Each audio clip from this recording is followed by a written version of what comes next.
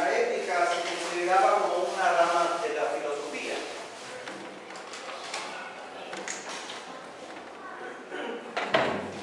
La ética, la estética, la lógica, ¿sí? La filosofía moral. Y la ética se dividía en deontológica, o la ética del deber, o normativa, o teleológica,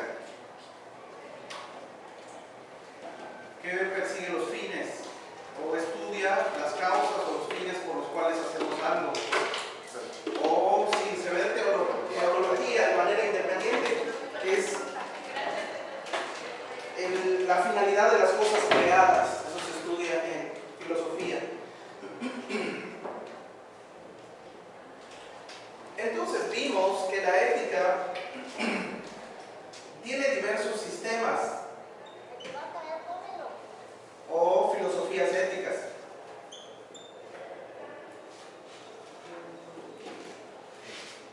Una de ellas, que es la filosofía conocida como hedonista.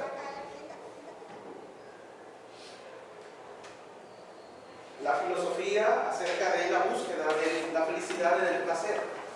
Esto lo vamos a ver más adelante, solo estamos tratando de que tengan un panorama general y podamos tratar de asimilar la distinción que existe de la ética como estudio racional. La filosofía ética hedonista está dividida de forma individual en los epicúreos. Esta es individual. Está dividida en utilitarias.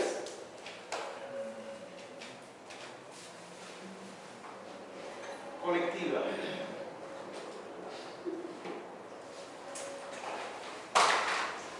Después existen sistemas éticos idealistas.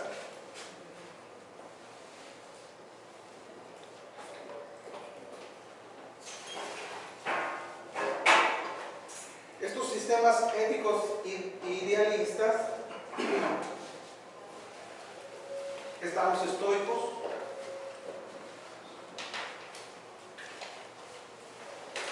y está la filosofía de Kant, la moral del deber, que está promulgada por el filósofo pensador Immanuel Kant. Después, la palabra que no se ve, de la que no se ve ahí. Normativa. Normativa. Normativa.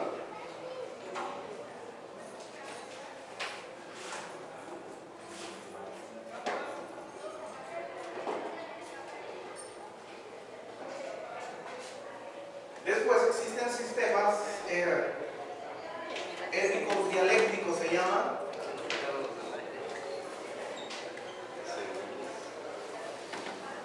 El primero de ellos es evolucionista.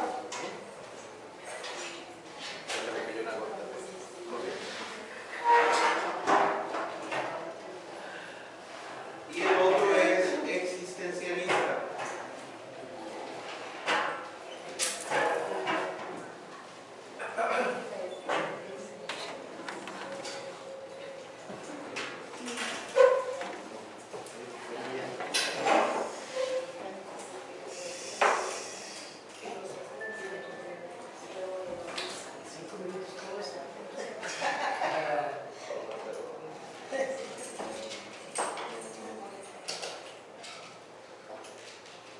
Esto tómenlo como referencia porque después vamos a ver de forma individual, un poco no muy profundo, el asunto de cada una de estas posturas. Porque es mucho. Estoicos, moral del deber, Kant, sistemas éticos dialécticos, natural evolucionista de Darwin, y el existencialismo de Sartre, de Heidegger, y la ética situacional de José Fletcher.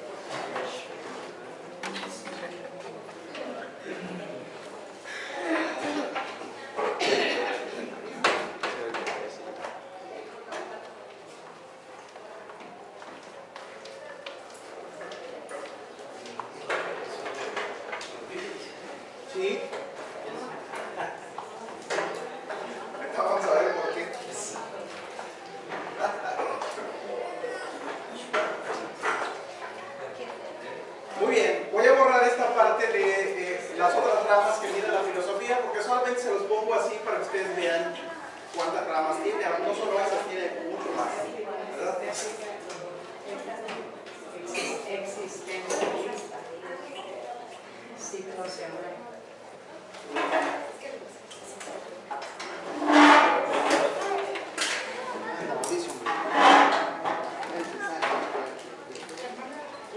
En contraste de estos sistemas filosóficos éticos, la filosofía moral, que es la ética cristiana,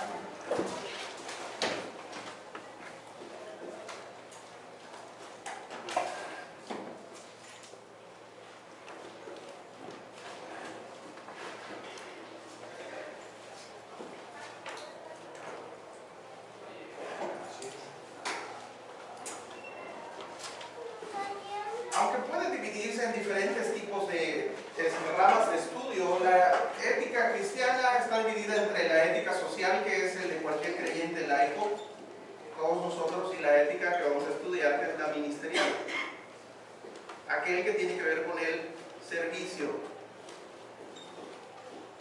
Willy preguntaba la semana pasada que si no era un pleonasmo o si no era algo inherentemente lógico el que deseara la persona que trabajara en un ministerio tener una ética, debería tener una ética social, sí. La ética del ministro debe contemplar la ética social. Sin embargo, la ética social de cualquier persona laica, cualquier creyente que no tenga un ministerio, no necesariamente tiene que cumplir el aspecto de la ética ministerial. ¿Por qué? Porque la ética ministerial es mucho más responsable por el servicio que da. Lo vimos en el semestre pasado, ¿verdad? El que anhela obispado, buena obra desea, pero el que anhela eso debe cumplir, necesita, dice, es necesario que tenga estas características. Entonces, aun cuando la ética cristiana del creyente, como cualquier persona, debe ser una ética bíblica, la ética del ministro es de mucho mayor responsabilidad, de mucho mayor madurez. Y ahorita vamos a ver ejemplos de eso. Porque una cosa es que yo pueda considerar mi conclusión reflexiva de una ética social de responsabilidad en la economía, en lo social, en las relaciones, en cualquier otro tipo de situación como persona, como ciudadano, no es lo mismo que tiene que ver aquí con el ministerio, con el servicio.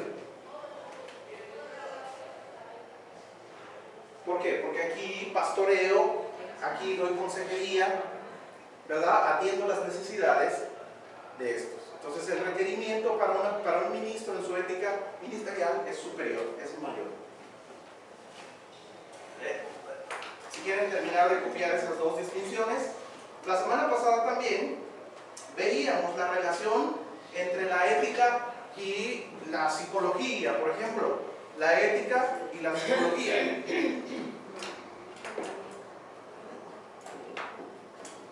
La ética y la sociología, o las ciencias sociales, la antropología. ¿Verdad? ¿Cuál es la relación que existe entre ética y psicología, por ejemplo?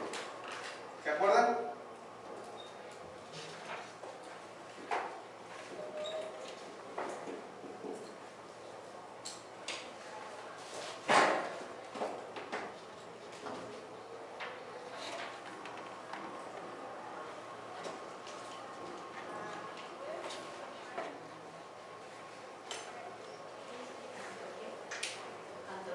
Antropología.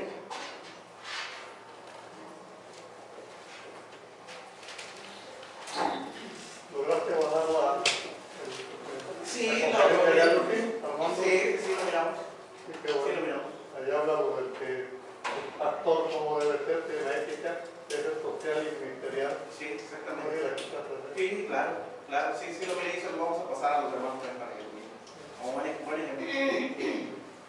¿Cuál es la relación que existe que vimos la semana pasada entre la ética y la psicología, por ejemplo?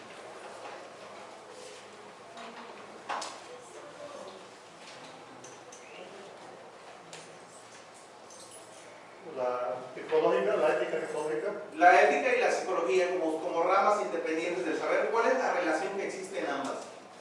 Pero la ética psicológica es algo mental, ¿no? Que cambia la mente. Ajá. ¿Sí? Ajá. Y puede ser la ética social, vamos a adaptarse a imitar o hacer lo que la iglesia hace. ¿Sí? Ajá. No sobre lo que el cambio generacional que pueda dar dentro de ti, tanto en el hacer como en el pensar. Ajá. Y muchas veces el individuo cambia, el creyente nada más pensativamente, y otros nada más cambian socialmente lo que ven y se adaptan a lo que hace la iglesia. Ajá. Sí, en los hábitos. ¿Sí? Ahora, entonces, la psicología estudia la mente, dice el hermano Ramiro. Y la ética es un asunto reflexivo de la mente. ¿Estamos de acuerdo? Este estudia el porqué de las conductas. Este también analiza el porqué de las conductas. ¿Vamos bien hasta ahí? Intenta entender los orígenes del porqué del comportamiento. Este también intenta reflexionar acerca del comportamiento. Ambas tienen que ver con el análisis subjetivo de los individuos.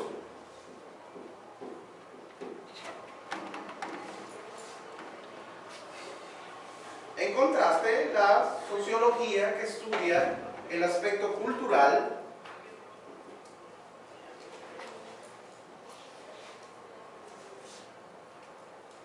de las poblaciones de forma colectiva, también las estudia la ética, porque hay normas habituales a través de la moral que están establecidas en la cultura y las tradiciones. La sociología estudia esa influencia de la cultura, la moral en las tradiciones, y también la ética analiza estas conductas morales colectivas. Ahora, la antropología, al parecer, estudia también la cultura, moral y tradiciones, sin embargo, tiene que ver con las épocas pasadas, históricas, culturas en el pasado.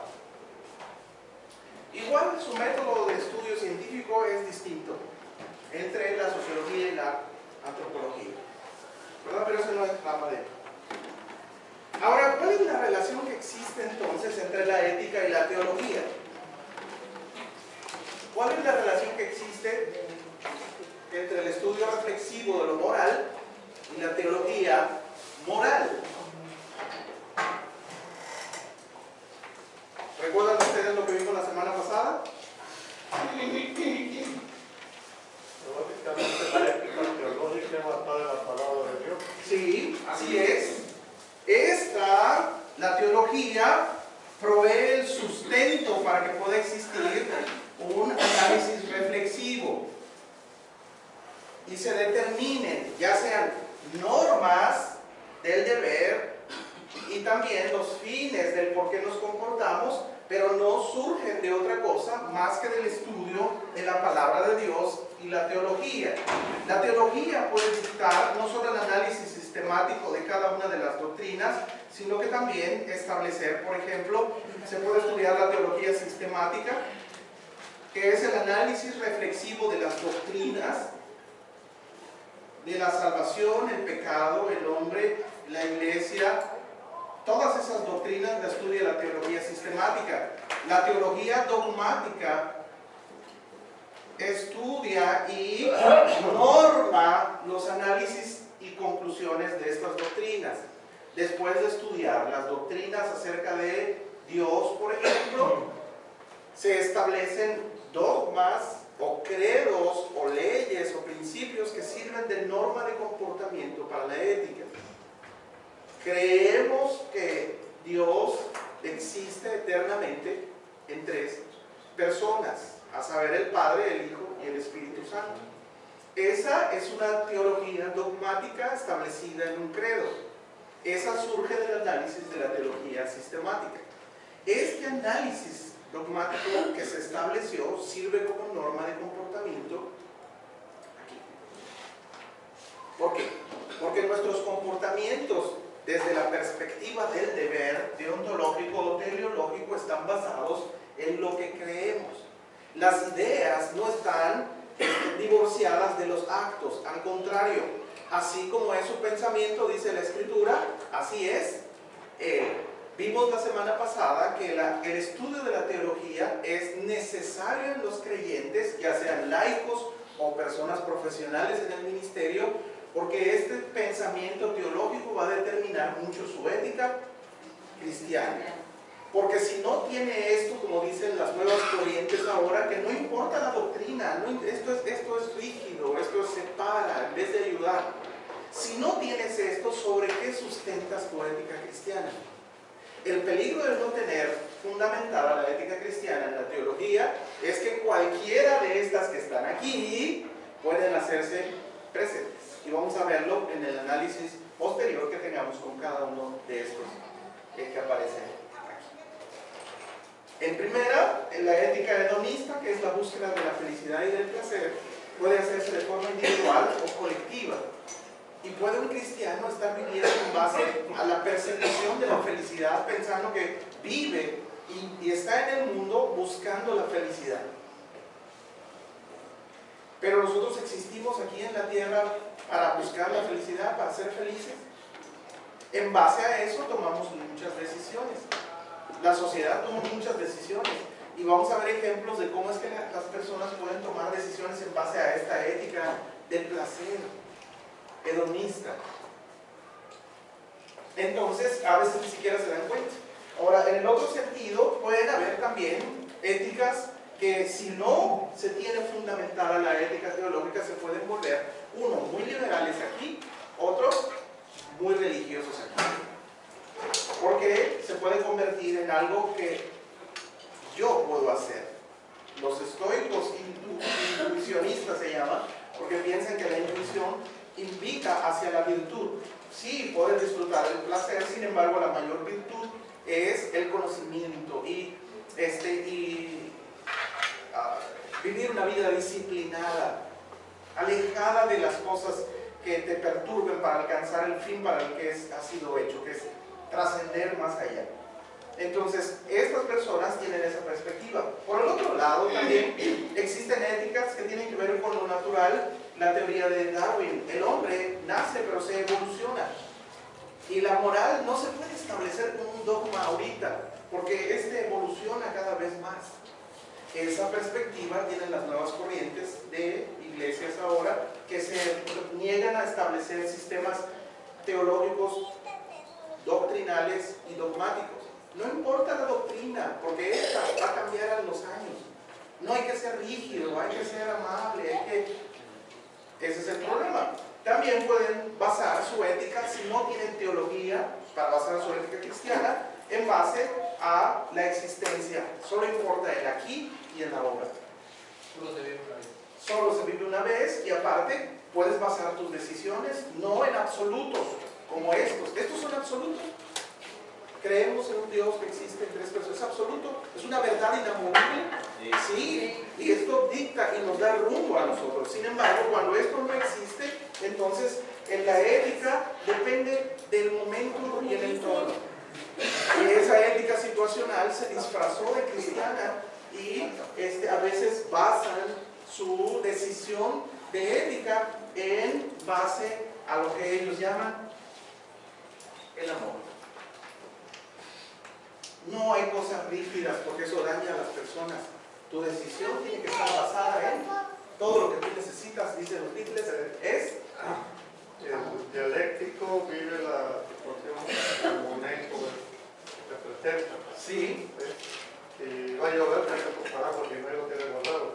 Sí, así es, y toma decisiones en base. Y vamos a ver algunos ejemplos en donde la ética, si no está basada en la palabra de Dios, puede estar basada aquí. Lo que estamos mirando es que la importancia de la teología para nuestra vida es necesaria para la ética cristiana.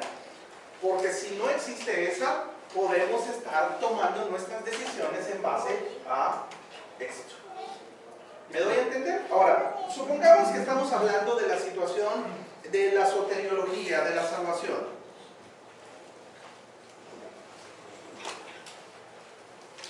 ¿verdad? Y hablamos acerca de también el Espíritu Santo.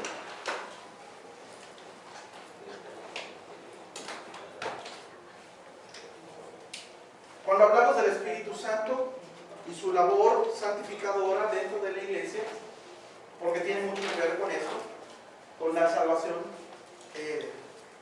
se establece un dogma que dice que la santidad es la norma de vida del cristiano. Eso lo creemos nosotros, ¿verdad? Y en base a esa doctrina, la teología que nos da la teología, vivimos nuestra ética cristiana. Y no tenemos ninguna de estas en nuestra perspectiva. Es decir, esta ética dogmática, esta teología dogmática va a afectar mi ética cristiana, tanto social como ministerial. Muy bien. Ahora, es muy importante hacer un análisis antes de considerar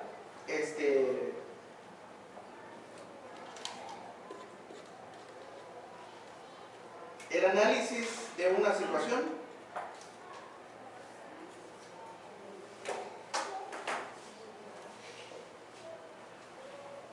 Hay un aspecto importante que dice Yatensi Bonilla antes de hacer análisis de cada uno de los sistemas éticos filosóficos. Él relaciona la ética con los sentimientos.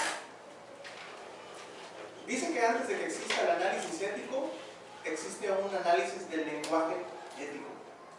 Eso quiere decir que la manera en cómo expresamos nuestras opiniones, aún en el análisis ético, pueden estar cargados de forma objetiva por un análisis serio, científico y metodológico, como es el que estamos aprendiendo, o puede estar cargada de una situación subjetiva y personal. Es decir, antes, como lo mismo que vimos en la metodología fenomenológica. ¿Se acuerdan que estudiaba esto? Fenómenos, apariciones, manifestaciones de hechos reales. ¿Se acuerdan cuáles eran los preceptos que indicaba para poder seguir una metodología científica de análisis el que creó este concepto de la fenomenología? ¿Qué estudiaba? ¿Se acuerdan ustedes? Conciencia. La conciencia. ¿Para qué la estudiaba?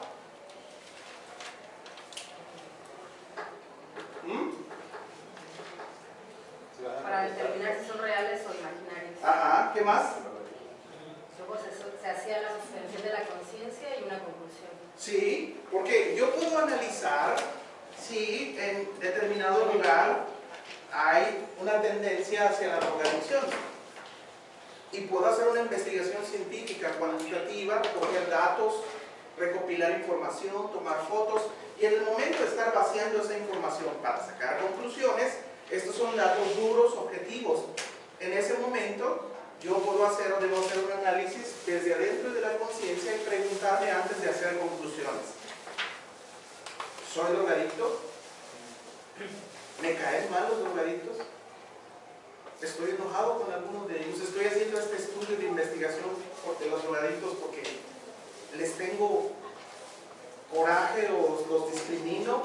¿Se dan cuenta cómo está haciendo no solo un análisis de datos objetivos, sino también un análisis de su conciencia?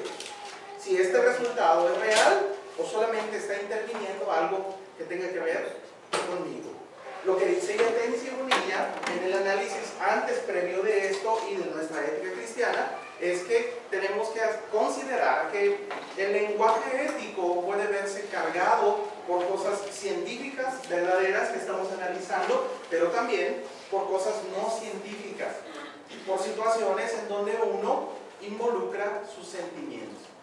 Supongamos que hacemos un análisis de la Navidad. Y dale con la Navidad. Gracias por Dios. Ajá. Yo hablaba del drogadicto o de la Navidad. Ajá. El cristiano ético nada más Sí. va a analizar socialmente, los de la Navidad, ¿no? Ajá. Pero el ético cristiano va a analizar y va a meditar, Sí. a investigar todo eso antes de cuestionar o hacer. Ahí está, es muy buena afirmación. El cine, el vino, antes de hacer un análisis análisis ético de cada uno de estos, también tengo que verificar si mi lenguaje ético en la discusión o en mi propia conclusión no está cargada de sí, Sentimientos y resentimientos. sí, me gusta la Navidad, por eso mi postura es de que sí se puede festejar. O por el contrario, me cae mal la Navidad y soy un Grinch, por eso quiero predicar en contra de ella. Me gusta el cine o me gusta el vino. ¿Se dan cuenta cómo sí tiene mucho que ver el sentimiento y el aspecto del análisis de la conciencia, hermano Carlos? Por ejemplo, hay muchas personas que no les gusta el cine. Ajá. Hay otras que sí. Entonces tú podrías decir, no, pues está mal lo está haciendo, ¿no? Pero que a ti no te gusta. Ajá. No sabes que ellos Y al otro lo no defiende entienden. porque sí le Sí gusta, les gusta. pero no es un análisis ético, Así es. ¿verdad? Y mucho menos, increíblemente, las discusiones acerca de lo que no aparece estipulado en la Biblia, como estos temas que están aquí, y muchos más, son discusiones que ni siquiera están sustentados en una situación bíblica teológica. Perdón, Lázaro. Ajá. El cine, Sí. desde la parte antropológica o sociológica Ajá. y dentro de la ética dices, estoy de acuerdo con lo que dice Carlos, sí o no. Cuando es ético, cristiano, éticamente cristiana o ética teológica, cuando entra ahí es cuando repercute en tu doctrina o afecta a la doctrina o se contrapone a los principios bíblicos establecidos en la Biblia, ¿no? Sí. Como dices, a veces la axiología y lo que uno tiene dentro Sí, sí, sí. es lo que predicamos o enseñamos, pero son dos cosas separadas con la ética ministerial y con la teología dogmática, ¿no? Puede ser, puede ser. Normalmente ni siquiera se toca el asunto de la teología en una discusión como estos asuntos. Si son puntos de vista y sobre todo cargados de emocionalismo. Te doy un ejemplo, Ajá. con una experiencia. Ajá. Hace muchos años aquí vino un pastor argentino aquí Ajá. a Cancún. El hijo de ese pastor es amigo del pastor Daniel. Ajá. Es lo de menos, ¿no? Este pastor, y era un señor grande, un anciano, pastor, y fuimos a comer a algún lugar y él pidió vino y todos estábamos ahí, ¿no? ¿De dónde entra esto? Sí, sí, los argentinos, los españoles. Yo dije que bueno que no vino mal y así no. Y era un pescadito. No, digo, es una experiencia que pasó, ¿no?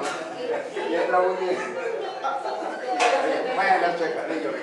Sí, sí, pero yo puedo tener una perspectiva de esto, acerca del vino, por ejemplo.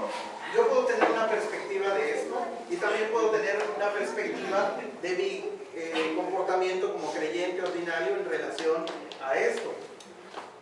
Y no contradice esto. Sin embargo, si yo estoy en una posición que es esta, ¿ustedes creen que es la misma decisión esta que esta? No. Porque tiene que cuidar su ética. Entonces, por eso dice que es mayor madurez. Necesitas tener mayor madurez, mayor responsabilidad. Ahora, yo les pregunto, las reglas para los ministros es necesario que el ministro sea marido de una sola mujer, que tenga, que sea amable, etc. Esas reglas no son también para este creyente. Sí, son las mismas reglas.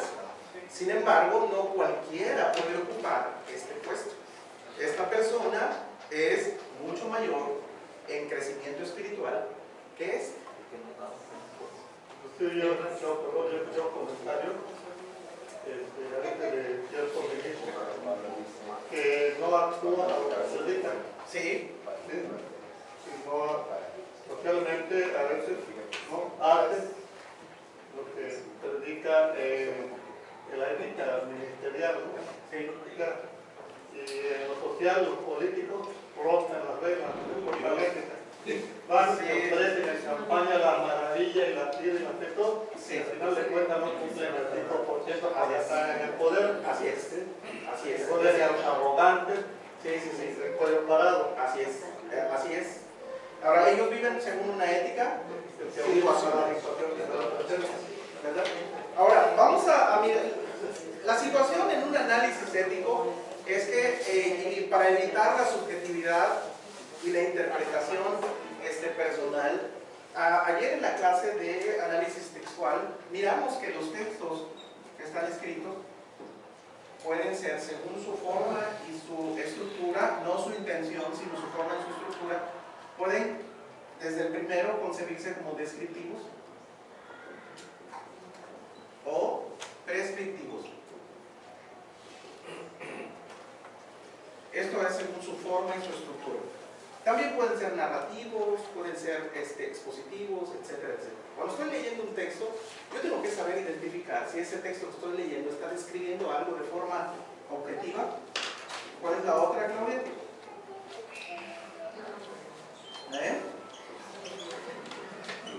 Subjetiva.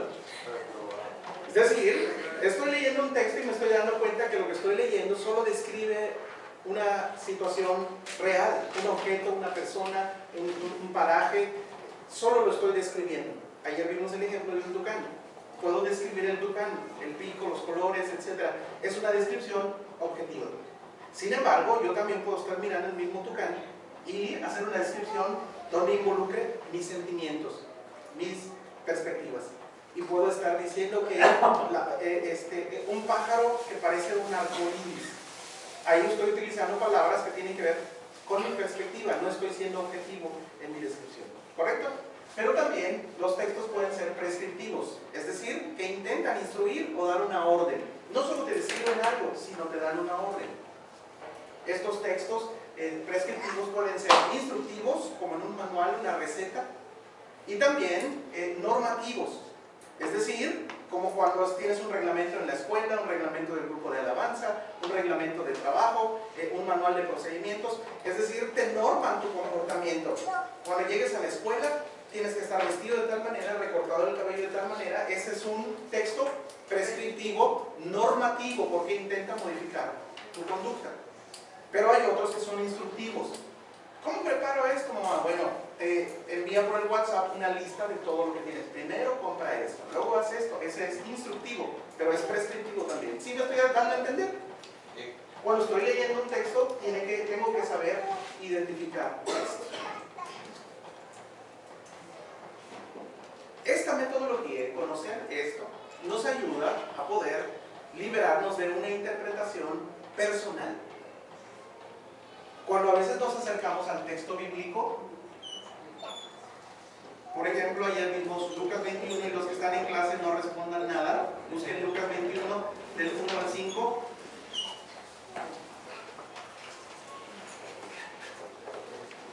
¿Qué quiero decir con esto? La verdad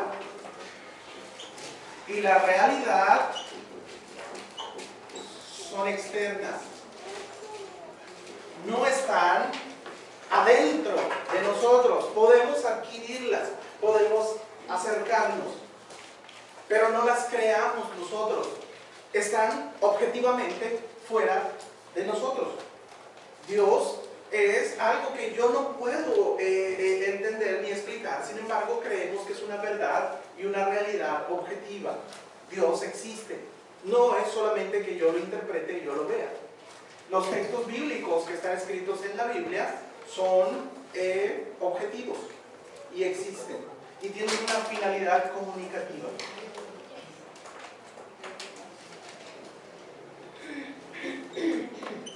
Normativa. Estos son los dos tipos que vimos. Aparte vimos cuáles son otras características de textos descriptivos de los que estuvieron ayer en la clase. Instructiva y la otra es normativa. Dentro de los textos descriptivos, ¿quién estuvo ayer en clase? Solo Claudia. Solo Claudia. Claudia, ¿cuál es el otro? Una descripción topográfica, cuando describe lugares, hechos,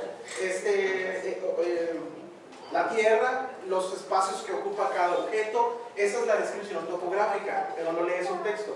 Después puedes leer prosopográfica, cuando describe, en este caso, al cuerpo La vestimenta. ¿O qué? Prosopográfica. Prosopográfica. Cuando describe el que está escribiendo el texto, el cuerpo de una persona, la cara, el tamaño, la altura o la vestimenta. Pero también la persona puede describir una etopeia. Eso es cuando no describe la parte física, sino describe las cualidades internas. Si es una novela que está inventando el autor inventa las características que tiene el personaje. Si es una descripción de algo que Jesús está haciendo en la Biblia como Dios, Él conoce cuáles son las características de esa persona en su carácter interno, sus habilidades, sus sentimientos.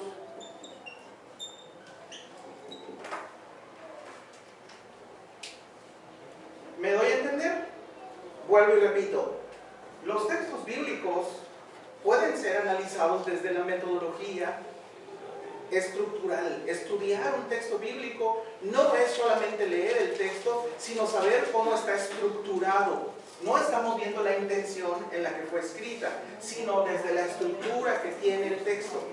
Pueden ser descriptivos cuando están narrando con palabras lo que está sucediendo de forma objetiva, o el autor lo dice con otras palabras literarias, en poema, un cuento, está describiendo una puesta del sol como vimos ayer, está describiendo la lluvia, lo puede decir, están cayendo como gotitas de oro. Sí, utiliza un lenguaje metafórico. Aquí no, utiliza palabras que son reales, objetivas, científicas. También la persona puede describir un lugar, un área, una casa. Puede llevar cuando se está filmando una película. Eso todo es un punto, ¿no? Sí, claro. Pero todo me ha pasado, por ejemplo, de un libro siempre sacan las cosas, ¿no? Sí, de un libro. Cuando estamos estudiando la Biblia podemos darnos cuenta que la Biblia cumple con estos criterios. Por ejemplo, podemos estar viendo que el narrador, Lucas capítulo 21, está narrando a una persona.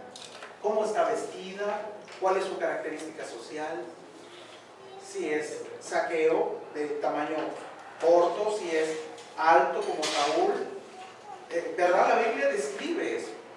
Pero también la Biblia describe la etopeia, que describe sus sentimientos, lo que está sintiendo, sus habilidades, ¿verdad?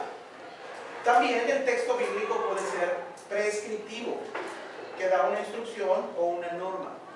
Estudiar esto me ayuda a mí a evitar interpretar las cosas de acuerdo a mi criterio interno, porque hay una verdad afuera, externa. Hay una verdad y una realidad que es objetiva. Lo mismo sucede si yo analizo la Navidad o el cine. La verdad no está en mí, ni en mis conclusiones. Tengo que aprender a utilizar metodología y estudiar la teología para poder determinar si lo que estoy haciendo está bien socialmente o ministerialmente. ¿Por qué? Porque hay realidades que pesan más que mis propias decisiones. Si yo puedo llegar a la conclusión, supongamos que yo llego a la conclusión de que tomar vino no es malo, porque la Biblia no condena eso. La Biblia te dice a ti que puedes evitar caer en el exceso. Eso es lo que dice el proverbio, ¿no?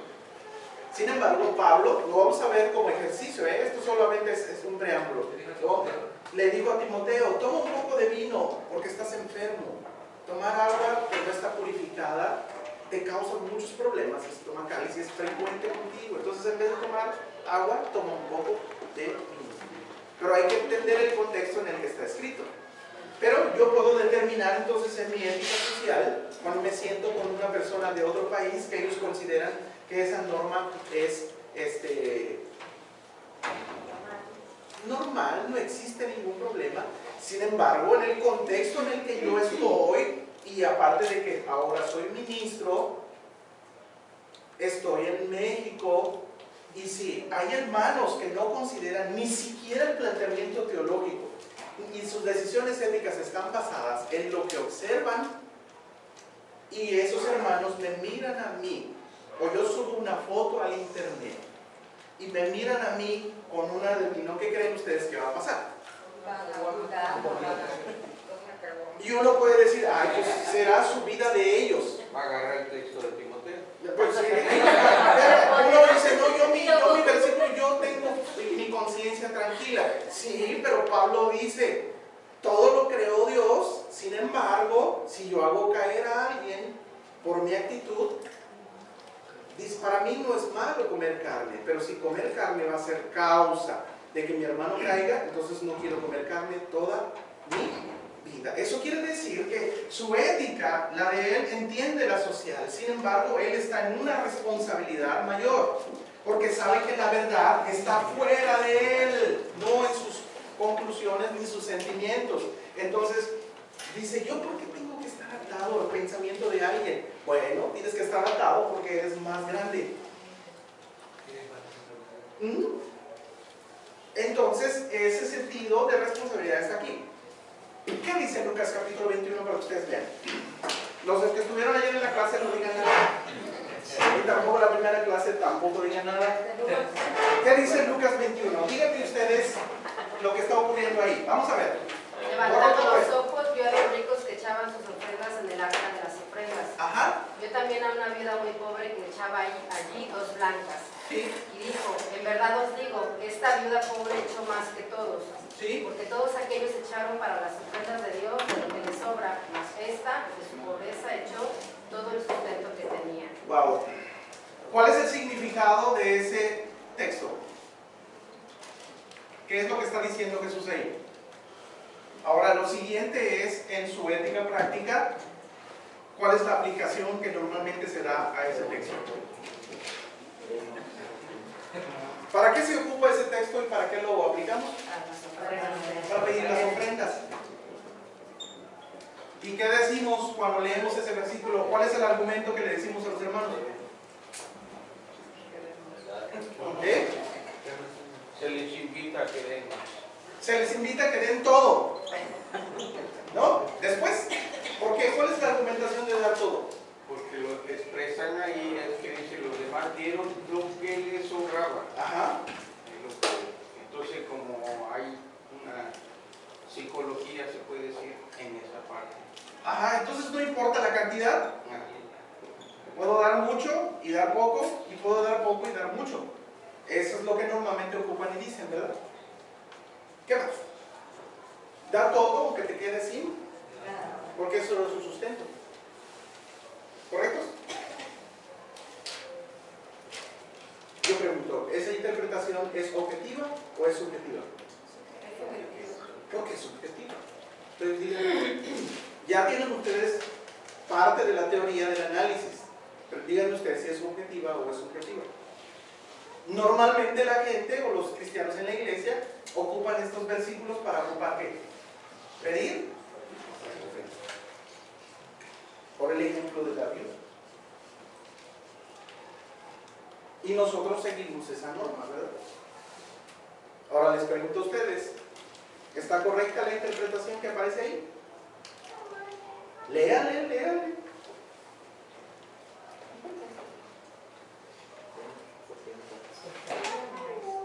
¿Vale? Ahora, vamos a mirarlo con el chorreal ahí. Sí, ahora díganme ustedes que aparecen ahí. Saúl, ¿qué es ese tipo de versículos 1 al 5?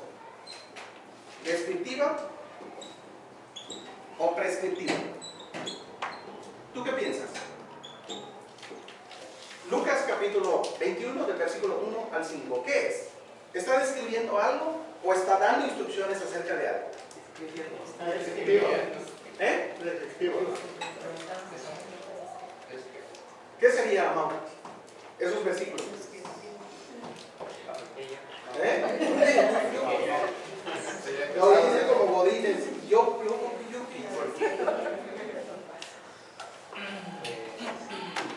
¿Estará describiendo una situación o estará dando instrucciones o normas para algo? ¿Qué? Ajá, las dos cosas pueden también ser descriptivas porque está tratando de cambiar nuestra forma de dar las ofrendas, no sé. En el primer versículo dice vio. Ajá. Vio y luego dijo rico, está describiendo gente diferente unos con otros, es la descripción. Ricos. Vio, levantando los ojos, vio a los ricos que echaban sus ofrendas, vio a los ricos. Está describiendo que hay una persona rica. Luego, más adelante, sigue describiendo, porque ahí luego dice, vio también una viuda. Entonces está muy pobre. describiendo. Correcto. Describe. ¿Qué describe? Lo que observa. ¿Qué está observando? Dos diferentes, o dos clases de personas que está viendo. Pero describe una topografía. Observen el primer versículo. Describe una topografía. El segundo, el tercero. ¿Dónde? A la viuda, está describiendo a la viuda, Ajá. está describiendo a los ricos. Sí, eso se llama, eso es una descripción proso, porque describe, ¿cómo sabe él que es una viuda pobre? Está describiendo que Por su vestimenta. por su apariencia exterior física es una viuda pobre, pero también hay otras personas en esa descripción. Están los ricos, ¿verdad?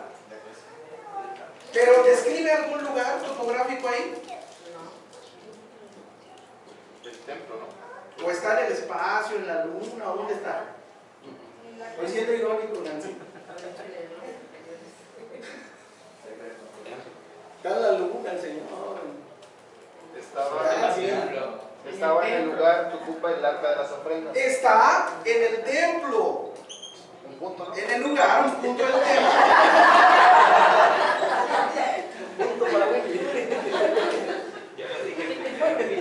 Describe además una situación del carácter de las personas, la etopeya. ¿Describe eso la Biblia cómo, Claudia? Claudia, ¿primera o segunda? Belén, no la primera ni segunda. Porque cuando se ve que Dios dice más cerca de su pobreza hizo todo lo que tenía. Está dando una cualidad interna. ¿Y los demás vieron? De lo que, ¿cómo sabía él que le daban por que le sobra? Porque conoce el corazón. Porque conoce el corazón, y Lucas también, que es el narrador en tercera persona, observa eso que el Señor devela, ¿verdad? Entonces hay una descripción topográfica, física y también psicológica y de carácter interno. ¿Perfecto? ¿Estamos bien ahí? Estamos haciendo un análisis de la estructura del texto. No estamos haciendo un análisis gramatical, que ese es otro rollo. ¿Por qué? Porque nos vamos a dar cuenta que los textos no son independientes, están entrelazados en su contexto previo y su contexto posterior. Pueden tener contexto paralelo o pueden tener un contexto remoto, inmediato o no mediato. Entonces, ese tipo de situaciones se analizan a través de lo que se llaman conexiones o conjunciones. ¿Cómo empieza el versículo 1? Levantando Levantando dice, los ojos, vio a los ricos que echaban sus ofrendas en el arca. ¿tiene alguna conjunción ese verbo de acción que tiene? Un y, por, con, sin embargo. ¿Tiene alguna palabrita así el versículo? No tiene. Sin embargo, cuando dice levantando, ahí empieza la idea de Lucas. No, está en los textos anteriores. ¿Dónde empieza la idea de Lucas?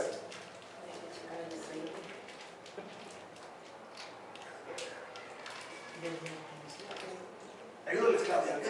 Levantar los ojos.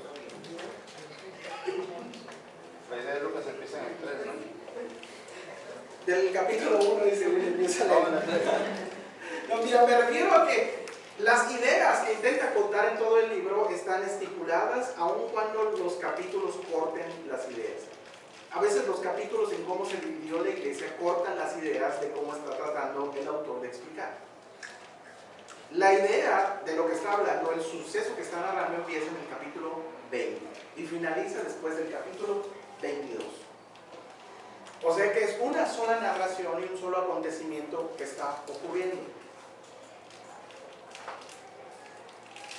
estudiar. Estoy dándoles este ejemplo porque estudiar desde la perspectiva metodológica, histórica, gramática, es de las formas que nos ayuda a liberarnos de nuestras interpretaciones subjetivas que pueden cometer errores. Ya sea que estemos discutiendo acerca del cine, de la Navidad, etcétera, etcétera, o que estemos hablando de la ofrenda. Les digo rápidamente lo que está sucediendo. Ajá. Básicamente ahí en el versículo 1 se entra en la ofrenda. Ajá. ¿Sí? Porque se dio cuenta Lucas de que los ricos, por todo lo que tenían, no ponían los otros, sino ahí queda como una limosna, ¿no? Ajá. ¿Sí? Más se dio cuenta que la viuda, al vaciar su monedero, todo lo que tenía, Ajá. ¿sí? Era lo mismo, ¿sí? Y hace la narrativa de que la viuda que todo lo que tenía, intentaba, y los ricos dieron de lo que les sobraba tal vez para cumplir con una normativa, ¿sí? Ética de ofrendar. ¿Sí? Porque ahí este versículo básicamente se trata que nos ofrenda el actuar de las personas. Sí. Ahora, vean ustedes lo que está sucediendo. Jesús en estos versículos está describiendo, ¿están de acuerdo? ¿Cuál es la diferencia entonces entre describir y prescribir? Si decimos que Jesús está describiendo, entonces ¿por qué nosotros decimos es que hay que dar todo lo que tenemos? Como si fuera una norma o una instrucción. Si Jesús no quería que fuera una prescripción, solo está describiendo lo que está sucediendo. Porque nosotros si lo pensamos como si fuera una orden, una instrucción, una norma. Porque se toma de aislado de los textos. Porque se toma aislado del... Porque en los versículos anteriores está hablándole, por ejemplo, a los escribas, los está acusando, guardados de los escribas, que gustan de andar con ropas largas, se llaman las salutaciones en las plazas y las primeras sillas en las sinagogas y los primeros asientos en las cenas. Ajá. Ahí está describiendo a este tipo de personas. ¿Qué más dice? Dice que devoran las casas de las viudas. ¿De quién? De las viudas. Wow. Y por pretexto hacen largas oraciones, estos recibirán mayor condenación. Miren lo que está sucediendo. En el capítulo 20, Lucas narra que estos tipos que están aquí pretenden matar a Jesús y hacerlo caer en alguna trama de palabras. Estos le preguntan si es lícito dar tributo al César. Y Jesús les dice, ¿por qué me tientan? ¿Por qué me quieren hacer? De todas maneras me van a matar, pero ¿por qué me quieren dejar en ridículo? Y le preguntan, ¿con qué autoridad haces estas cosas? Y él les dice, ustedes me dicen esto, etcétera, etcétera. Estos señores también quieren hacer caer a Jesús. Y lo que le preguntan estos señores aquí es si la resurrección, ¿de quién va a ser el marido de una persona? Una situación ética, social, teológica también, que tiene que ver con su comportamiento ético, porque el Señor les dice, ustedes cierran la escritura, ¿cómo son? No entienden la escritura. Ajá. Y estos señores vienen en la parte práctica. Estos señores son los intérpretes, ¿se acuerdan ustedes? De la ley. Pero estos señores, en vez de interpretar la ley correctamente, de forma objetiva, aunque lo saben, ellos le cambian su forma de interpretar la ley y el Señor les dijo, ustedes hagan todo lo que les dicen, pero no imiten su conducta. ¿Estamos de acuerdo? Entonces, Lucas capítulo 20 narra lo que vimos ayer, que es una diatriba. Una diatriba es un discurso violento. En su origen es un discurso violento entre dos facciones. Jesús está discutiendo con ellos y los está censurando. Jesús da un discurso de violencia y está develando que el sistema de los líderes, fariseos, saduceos y escribas, que son los líderes del ministerio, ¿verdad? Este sistema está viciado. Ustedes ni entienden la escritura, ustedes porque son políticos, y ustedes solamente quieren los primeros puestos, y además, en vez de interpretar bien la escritura, ustedes abusan de las viudas. No les tienen escrúpulos, les roban. Después hace Jesús la narración descriptiva de la situación de la viuda pobre. Después, en el siguiente versículo, alguien le dice, ¿ya miraste el templo? Qué bonito está el templo. Entonces Jesús empieza y hace un juicio y les dice, no quedará piedra sobre piedra, y a partir del momento en que yo salga, empieza una condena sobre este lugar, y hasta cuando el Señor venga, se va a restaurar. El Señor empieza a hablar de una situación escatológica.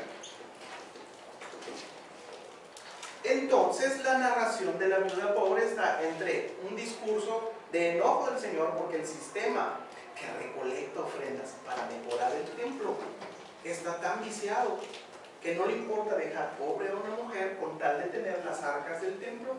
Como dice el Señor, le dijo a un discípulo, dice Marcos, ¿ya viste qué bonitas están estas piedras? Ayer veíamos que históricamente, para poder entender el contexto, hay que entender la historia, fuentes externas. Lo que decían del templo es que Herodes había hecho un templo bonito, el segundo templo. Las puertas eran de oro y habían regalos que él había hecho de oro grandísimos. Entonces, era un lugar de mucho orgullo.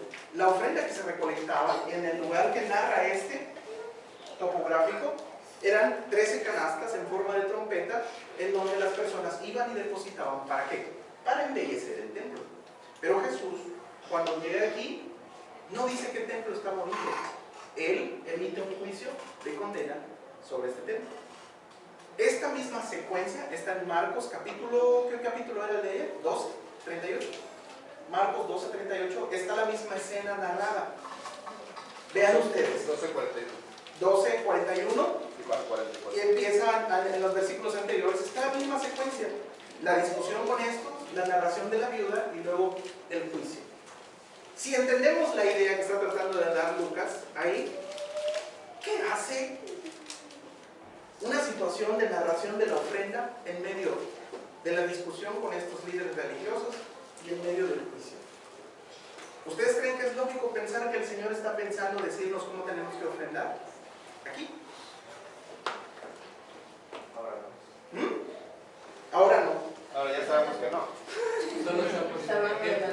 Está poniendo que este es un ejemplo descriptivo.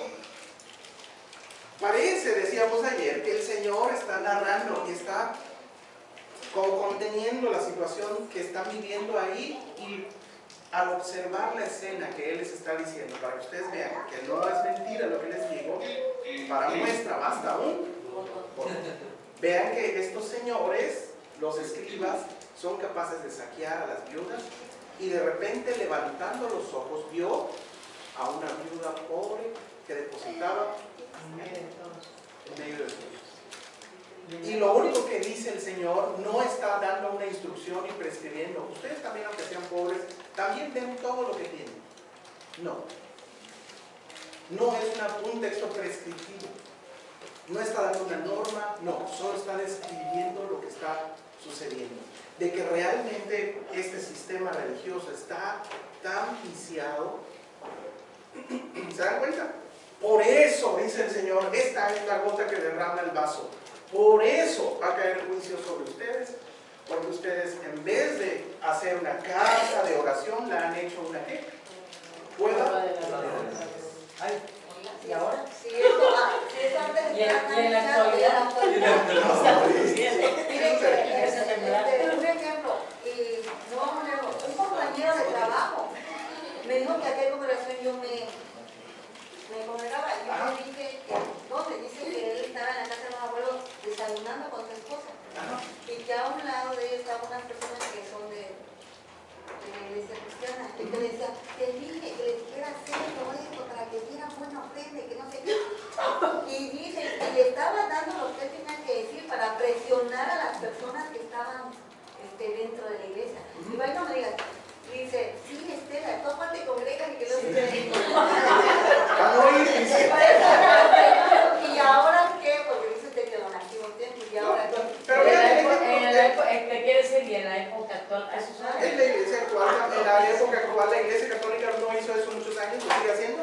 Sí, lo sigue haciendo. Hay gente que no tiene dinero, pero sí tiene dinero para hacer mandas el fin de año, el 12 de diciembre, o el 6 de enero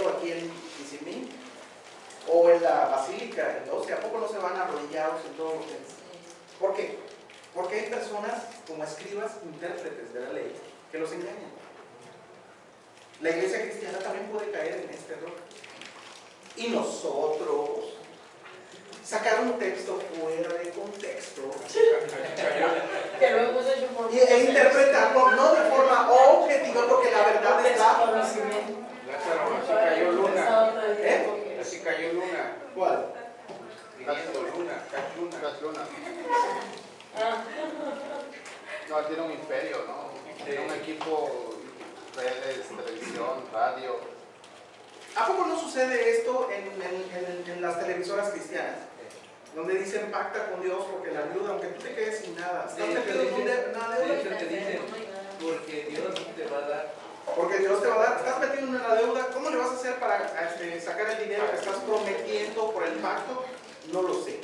Ellos no tienen escrúpulos. Ellos dicen tú da. Ella pudo haberlo hecho con todo su corazón. Y lo hizo con todo su corazón porque el Señor lo dice. Sin embargo, ella, ¿por qué razón lo daría? ¿Amaba el templo? ¿O porque realmente le estaban diciendo? Lo que decía aquí es que ellas saquean o engañan o defraudan. ¿Ah? ¿Cómo hacen que las viudas vayan y depositen ofrenda? ¿Cómo lo hacen? Con labia. Porque interpretan la ley a su conveniencia. A lo mejor estaba pensando la vida que yo vuelvo blanca, el Señor me da de... Ahí está, pues sí. A lo mejor le decían eso, a lo mejor le decían que el Señor le va a dar mucho más bendición. Ahora, lo que estoy tratando de decir aquí, si esto es un texto descriptivo, lean a partir de los textos anteriores, donde empieza a hablar de los escribas. ¿Qué dice? ¿Qué tipo de texto es? A ver, vamos a verlo. ¿Qué dice Nancy? Estamos en el 21.1, vamos a regresarnos a los versículos anteriores donde empieza con los escribas. ¿Qué dice? Dice así. ¿Qué dice? Está muy largo, espérate. 20, Yo ¿no? oyéndole. Donde empieza con los escribas. Dice, guardados de los escribas. ¿Qué dice? ¿Qué dice? Guardaos. ¿El texto es? Ok, ¿qué versículo es? 20:46. Ok. ¿Y oyéndolo quiénes? Todo el pueblo. Todos, incluyendo quiénes. Sus discípulos. Y los escribas. A todos. ¿Verdad? Ahora, ¿qué dice Marcos capítulo 12? Antes del 41. ¿Qué dice Marcos? Dice Marcos 12, 38. ¿Qué dice 38? ¿Qué dice? No pensé que lo tenías ahí. No, es que 12, ¿qué? 12:38 creo es. Es decir, su doctrina. ¿Les decían cómo? En su doctrina. En su doctrina. Enseñanza. Aquí está hablando de la manera en cómo está enseñando. Ok, ¿qué les dijo? Guardaos de los escribas Que buscan que gustan de andar con largas ropas y aman las salutaciones en las plazas, las primeras sillas en las sinagogas, los primeros asientos en las cenas, que devoran las casas de las viudas y por pretexto hacen largas oraciones. Estos recibirán mayor condenación. Ahora, Mira, un miren, predicador ya está en el infierno. díganme ustedes, ¿esos versículos que leyeron es descriptivo o prescriptivo? ¿Está dando una prescripción de instrucciones o está imponiendo una norma? ¿Qué digan ustedes? ¿Qué es? ¿Descriptivo o prescriptivo? Descriptivo. ¿Descriptivo? No está describiendo nada. ¿Qué está haciendo? Está dando orden guardado. Está dando una instrucción, una Que prescripción. no sean como ellos. Para no ser como... ¿Está dando una receta de algo? No es instructiva. Aparte de que sí está enseñando. Sin embargo, está dejando por sentado un comportamiento ético. El comportamiento es: cuídense. La ética de Jesús. Cuídense de copiar la actitud de las personas que están interesadas solo en el dinero, la fama, el éxito. Pues, ¿a qué iglesia vamos a ir entonces?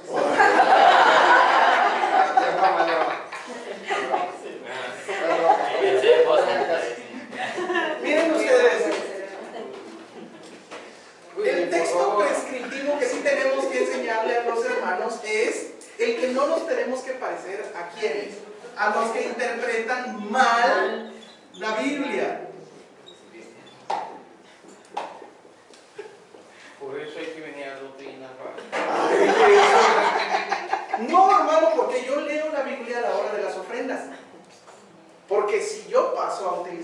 texto bíblico a la hora de las ofrendas, estoy ¿qué?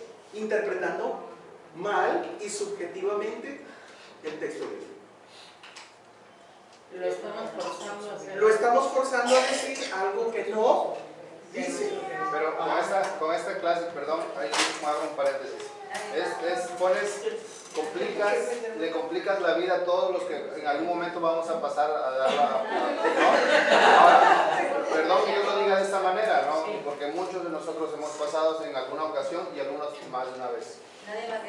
Pero yo escuchaba más a una sola persona coherente, bueno, bajo mi axiología, bajo lo que yo entiendo es decir de manera sensata, y no es de que no sea correcto los demás, porque lo hicieron con buena intención desde un principio. Sí, claro. Pero decir, por ejemplo, no es que la ofrenda la vamos a usar, pues no tenemos que pagar la luz, tenemos que pagar eso. Fue sensata el mensaje, ¿no?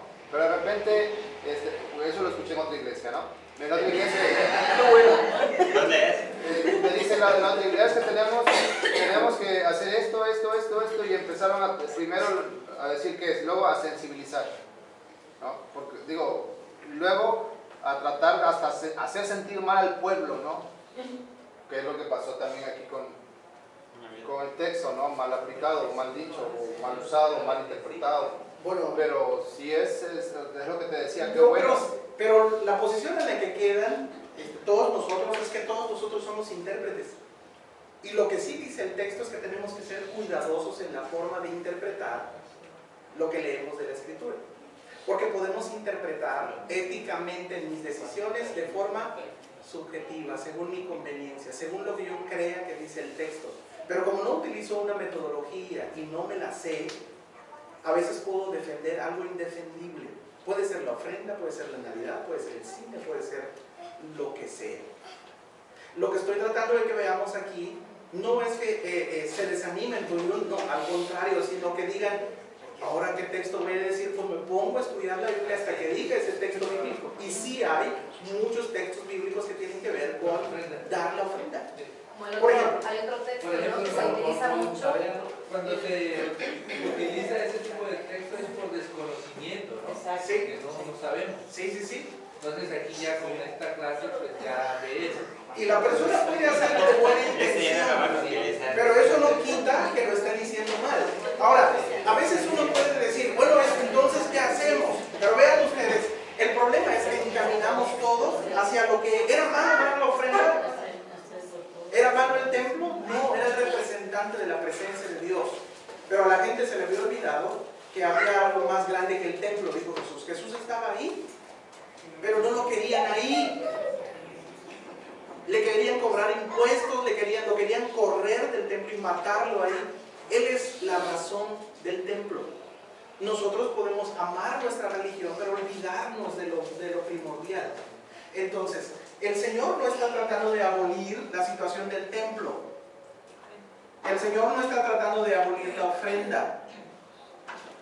No, Él le daba el sentido correcto.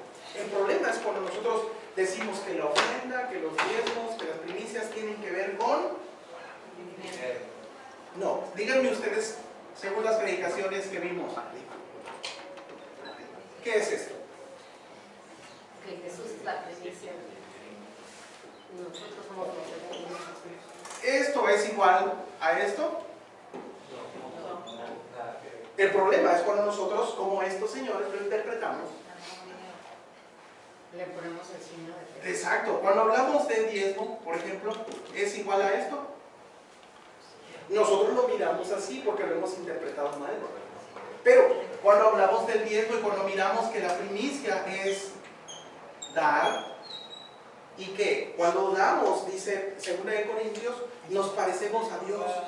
Ustedes sean como Cristo, que siendo rico se hizo pobre para enriquecerlos a ustedes. Él no tenía necesidad de que ustedes lo amaran ni que lo amen. Él los ama a ustedes y lo hace por amor. Entonces, esto tiene que ver con la bendición, porque nos parecemos a. Estudiar objetivamente la escritura nos ayuda a nosotros a evitar conclusiones éticas subjetivas y personales. ¿Me doy el número? Dentro de lo que es la ayuda, yo quiero considerar que la ayuda actuó de acuerdo al conocimiento que tenía la palabra de Jesús. Ajá. Y actuó por fe. Sí. Ella dio lo que tenía y sabía que por fe Jesús la iba a sustentar. Sí, y Dios no la iba a abandonar. Mientras que los otros jamás lo hicieron por cumplir con una metodología delante de la sociedad. Sí, y los culpables son Como los escribas. Los que enseñaron. Sí, Es por que- eso, cuando nosotros hagamos una decisión ética, no podemos pelearnos únicamente por el sentimiento o por lo que yo creo que dice el texto. No. Tengo que sujetarme a un método, porque la reflexión ética es ese seguimiento metódico y me libera a mí de una interpretación incorrecta. No es lo que yo digo. No es lo que yo digo, sino lo que el texto dice. Ahora pasemos al ejemplo. El ejemplo más fácil siempre lo hace el maestro, decía un maestro de la escuela. Ahora el ejemplo más difícil lo hace. Pasemos al significado.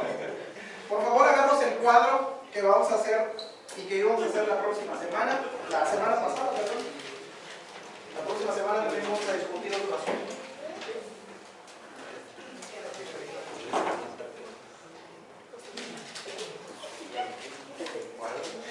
Hagan un cuadro que tenga una columna, acción o hecho,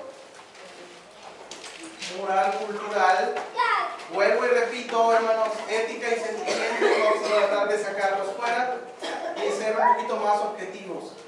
Los ejemplos que nosotros tomamos no tienen que ver con una situación personal, como dijimos la primera clase, sino que son cosas.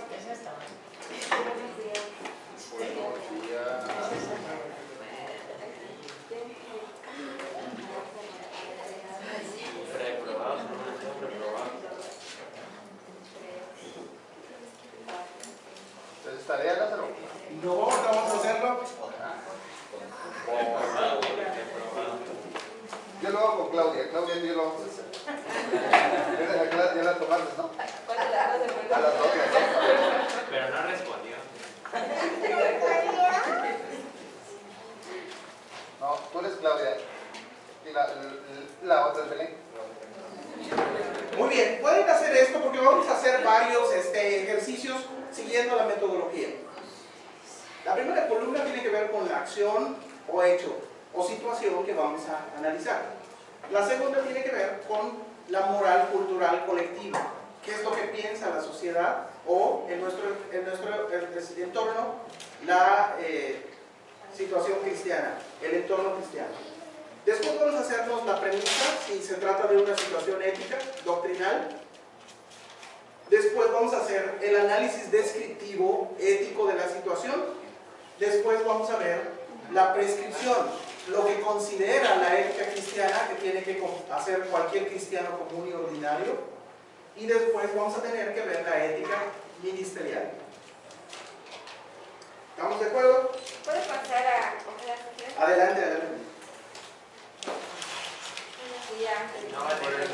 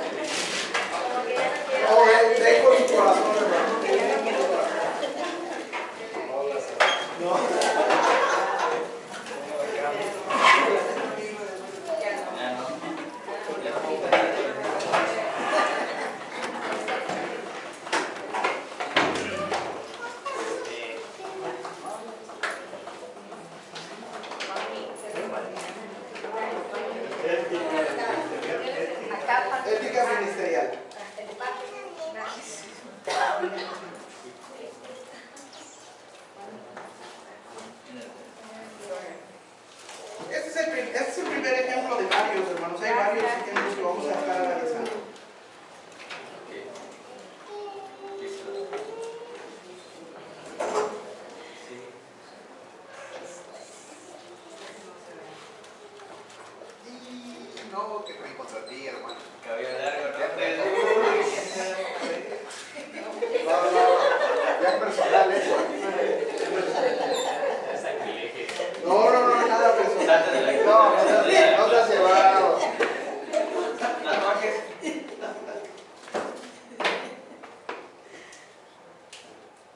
Deberías de poner también una cuando la mujer maltrata al hombre.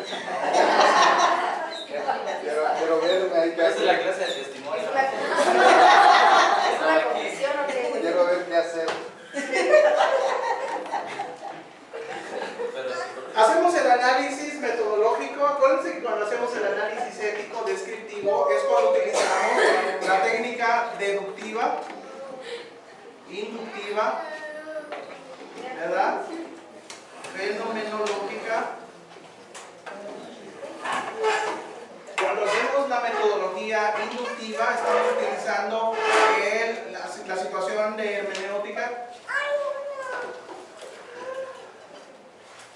¿verdad? Porque esta es una metodología científica para analizar los textos bíblicos. Ahora, ¿qué dice la moral cultural en relación al cabello largo en los hombres? La sociedad en general. No tiene ningún problema. ¿Es bueno o malo? Es Normal. normal, X, como decían, socialmente aceptable, antropológicamente, sociológicamente. Sí, hermenéutica.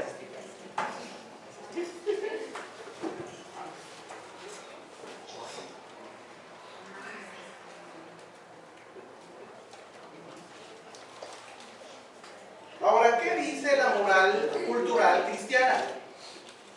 ¿Es buena o mala? Depende la iglesia o depende la doctrina. Depende de la situación. Así es. Es que primero tenemos que definir qué es largo. Ajá.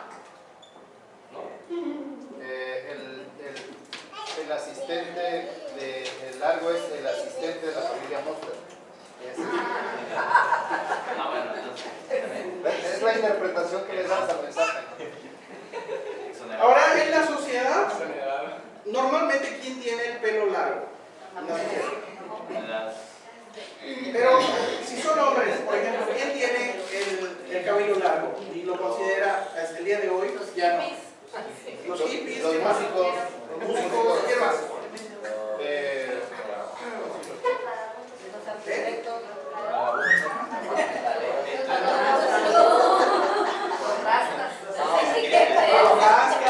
Pues son músicos. Ahora, ¿ustedes saben cuál es el origen del cabello largo en nuestra época, en la época contemporánea en la que estamos viviendo? ¿Por qué los hippies se dejaban crecer el cabello? Era un estilo de vida, una perspectiva acerca de su moral cultural. Estaban haciendo un reclamo social. ¿Por qué reclamaban algo social? Nadie tiene derecho a mandar su De paz y amor y de libertad. Ajá. Pero, ¿qué reclamaban los hippies? Que lo dejaran hacer los que le dieran la gana. Ellos no querían reglas que imponía la sociedad No querían sujetarse. y querían tener una conducta de acuerdo a sus propios criterios. Entonces, su vestimenta era el reflejo de esa rebeldía. Se llamaba contracultura. Hasta el día de hoy, los grupos de rock, por ejemplo, se consideran como contracultura. ¿Cuál es el reclamo de los hippies en el movimiento de los 60s? En los 60s se arreció el reclamo social por la estructura que ellos llamaban imperialista, capitalista. Lázaro, Mande. perdón, la que tiene después de inductiva, ¿qué es lo que escribiste? Hermenéutica. Hermenéutica. El reclamo social en Francia, Estados Unidos, México, Latinoamérica, era que el sistema capitalista estaba imponiendo una norma de vida moral. La familia, las relaciones, este estilo capitalista de éxito y de progreso se denominaba burguesía. Creo que así se escribe, burguesía. Los hippies decían que ellos no querían parecerse al burgués, porque el burgués iba siempre bien peinadito, bien vestidito. Y el socialismo se dio cuenta que no puede ya estar peleando de forma militar contra el capitalismo, sí, pero sí puede hacerlo a través de la cultura, que eso es lo que hace la izquierda hasta el día de hoy. Relaciones familia. Ellos dijeron, si la familia es papá, mamá e hijos, los hippies decían, yo no quiero parecerme. Si tenemos relaciones solamente cuando se casan, los hippies decían, no, hay que hacer el amor y vivir en paz, dicen ellos. No queremos las reglas que nos impone el capitalismo. Entonces ellos utilizan el cabello largo como reclamo al estándar moral que estaba puesto en la sociedad. A diferencia de las culturas anteriores, de la Edad Media, de la Edad Antigua. ¿Estamos de acuerdo? Ellos, hasta el día de hoy, los músicos, usted vea y observe las entrevistas a los músicos, ellos siempre se consideran contra, no son lo ordinario, pero reclaman algo. Ese es el origen de ellos en este sentido. Esto se ha ido patentando y se va normalizando dentro de la sociedad. Pero no solo es el cabello largo. Por ejemplo, hoy está de moda que en las pandillas no tengan el cabello largo, sino que se rapen totalmente. Alguien rapado totalmente también está haciendo un reclamo a la sociedad. Yo no me quiero acomodar a esto. Alguien que se tatúa, lo que está reclamando es que yo no soy igual que todos los demás. Yo estoy en contra porque papá y mamá me dicen no te puedes tatuar, pero yo digo ¿por qué no? Si es mi vida, es mi cuerpo, es mi cuerpo. Entonces es un reclamo moral. ¿Se dan cuenta que las acciones no son simplemente acciones ni se patentan así? Ahora, ¿en la iglesia es considerada buena o mala? En términos generales, no es bien visto porque si en la sociedad es contracultura, en la iglesia no se ve bien. Solo estamos haciendo. Pero no es aceptada. No es aceptada. En algunos lugares sí son aceptadas. Aquí en México no han aceptado ni en los trabajos, porque cuando dicen que hay trabajo le ponen abajo que no tatuado, no cabello. Pero depende de la cultura también, porque por ejemplo en Estados Unidos pueden andar bien tatuados y les dan trabajo, no sé a qué se deba, ¿no? Porque por ejemplo, a veces no podemos nosotros controlar a los hijos, ¿no? Porque una vez que ya cumplen, son mayores de edad y quieren hacer lo que ellos quieren, porque yo tengo un hijo que es arquitecto y siempre me decía que se quería tatuar y me respetó hasta que tuvo 23 años, pero después yo ya no pude hacer nada por él. Él tiene el cabello súper largo, tiene un tatuaje de aquí hasta acá, ¿y qué hacía yo? O sea, yo soy mayor de edad, yo ya trabajo, ya uno ya no puede hacer por ellos cuando aquí que son mayores después de los 18 años pueden hacer lo que ellos quieren, ¿verdad? Pero por ejemplo, yo siempre sí he estado en contra del tatuaje, en contra del cabello largo. Tengo uno en mi casa, ¿no? Y con todas esas características. Pero no sé qué es lo que reclaman, porque... Ahorita vamos a mirar que cada quien basa sus decisiones en relación al sustento de origen que tenga. Y ahorita vamos a mirar eso. Ahorita solo estamos haciendo el desmembramiento del pensamiento de la cultura. Ahora, ¿por qué se dejan el cabello largo? En Levítico sí les da la ley Dios que no deberán de imprimirse. Así, imprimirse significa que es tatuaje. Sí, en este caso, eso lo vamos a analizar de manera también un poquito más detallada. Ahora, si la gente lo hace por contracultura, otros pueden decir que no lo hacen por contracultura. Lo hacen por estética, como dice José, moda. Sin embargo, cambia la imagen que tenga. Porque si está tatuado, él puede decir, no, si yo no hago nada malo. Pero la gente cuando lo ve, ahí está tatuado, ¿qué surge? Miedo. Miedo. Los policías te detienen. Ya suena que es lo peor. Sí, porque la sociedad hace un estigma, pero la persona lo está haciendo por estética y por moda, por seguir una corriente. ¿Verdad? Ahora, observen esto, ¿es una doctrina el análisis del cabello largo? No. No es una doctrina. Sin embargo, no quiere decir que esta decisión de dejarse el cabello largo o cortárselo no es una cuestión que no esté basada en la teología y la doctrina. Tiene que estar basado en esto. No es una doctrina, porque una persona de cabello largo puede ser salva. También puede ser salva. Pues como se le quita, Señor, un milagro, quítame todo esto, pues. Pero depende, ¿no?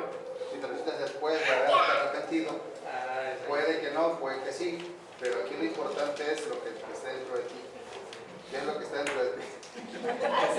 Hace años me tocó una persona aquí en la iglesia.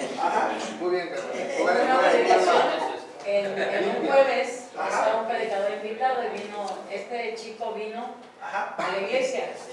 Y venía con muchas pulseras, venía con el cabello hasta acá, chanclotas y así todo, y traía algunos tatuajes. Vino una noche y vino la segunda noche.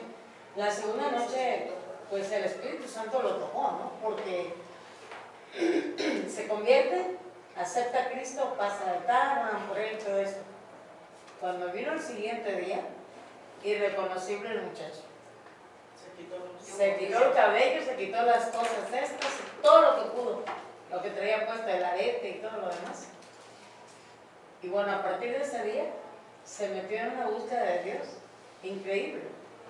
Se vino a vivir aquí a la iglesia, a un tejadoncito que había, le pidió permiso al pastor, y empezó una búsqueda de Dios así, pues, tremenda, ¿no? Limpiaba el templo, traía flores del monte y las ponía, y bueno, este muchacho se convirtió de tal manera, ¿no?, que al año y medio, 2 años, ella estaba como ayudando en una iglesia, ¿no? Y es pastor. Hoy día es pastor. Hasta el día de hoy, Claro que sí. Es algo bien. La transformación que tuvo él tuvo mucho que ver con la situación y la perspectiva de su análisis teológico. Y van a ver por qué. No es doctrina. Sin embargo, si hacemos un análisis deductivo de las leyes y normas, porque lo deductivo parte de lo general a lo particular, supongamos que hacemos un análisis del punto número 4 del credo, que dice que todos han pecado y están destituidos de la gloria de Dios, y el arrepentimiento es ordenado por Dios para salvación, ¿verdad? Esa es una norma y hay que analizarla desde general hasta el particular. ¿De qué doctrina se está hablando en ese número 4? Díganme ustedes. Todos. Está hablando de la doctrina antropológica del hombre. Habla de la doctrina del pecado. Después, el arrepentimiento, de la soteriología. Después habla la salvación, también de la soteriología. ¿Estamos de acuerdo? Las personas en sus decisiones éticas tienen 2 opciones. Considerar su punto de partida desde la perspectiva teológica o desde la perspectiva antropológica. ¿Por qué nuestros hijos a veces no toman en consideración lo que les decimos? Porque su sustento de decisiones está basado en algo que nosotros lo consideramos distinto. El punto de referencia es: todos han pecado. ¿Qué tiene que ver el pecado en mis decisiones? ¿Qué tiene que ver la naturaleza del hombre en mis decisiones? ¿Qué tiene que ver el arrepentimiento? Bueno, la perspectiva biológica considera que yo, como hombre, soy un ser creado. ¿Estamos de acuerdo? La perspectiva antropológica racionalista de las éticas que miramos allí considera que el hombre es un ser en sí mismo. Ellos dicen que no son creados, o no les importa si son creados o no. Ellos aparecieron y la vida les dio la oportunidad de estar. Ese es su punto de partida. Pero nosotros sabemos que somos seres creados. Nosotros, desde la perspectiva teológica y compartiendo desde esta norma, nosotros no somos personas dueñas de sí mismo. ¿Estamos de acuerdo? Si yo no me hice, entonces yo no soy dueño de mi cuerpo ni de mi alma. Mi cuerpo